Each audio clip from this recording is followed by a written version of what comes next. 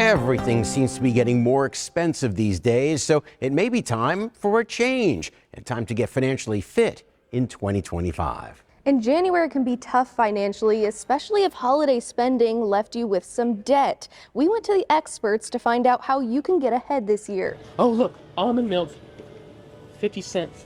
Atiana Anderson is working on her financial fitness in 2025. My financial resolution this year is to save money. I'm hoping to save about 10 grand by the end of the year. How she plans to do that: Cut it back on frivolous spending, paying off credit card debt. trying to build savings in today's economy is no easy feat. I'm a single mother, so I only have one income in the house. It's been really, really rough this year. Like this past year, like I said, we've been in financial ruin. If you're struggling financially following the holiday season, you're not alone. You can't even afford to get your kids Christmas. I went to financial wellness coach Al Riddick to help find a solution so you can get out of debt this year. He says before you start paying down debt, set aside money for emergencies. Hopefully people can set up an account where they can put at least $1,000 to the side, because something is always going to happen that's going to impact cash flow. Credit card debt can feel overwhelming. I tell people, take the path of least resistance, right? Regardless of interest rate, Riddick says you should pay down the debt with the smallest balance first. Just by human nature, your self-esteem is going to go up. Your commitment to the process is going to go up as well. How Lindsay Klepper plans to get ahead financially this year. And I'm actually looking into going to night school as well. So to start something else on the side, just to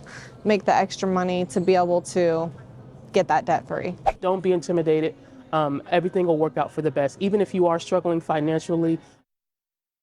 All right, yeah, and I imagine, Taylor, it wasn't that hard to find people who are struggling, because a lot of people are out there, unfortunately. What did you find out about how do you pay down some of this, like as far as how often you do the payments? Right, so Riddick says actually instead of making monthly payments, he recommends making weekly payments. He says when you do that, it kind of raises your awareness of exactly where your money's going. Wow. That makes sense. Yeah. The one thing I know that I struggled with early on in life is like the cycle, right? Like you paid some off and then the next thing you got more debt. How do you sort of get away from that?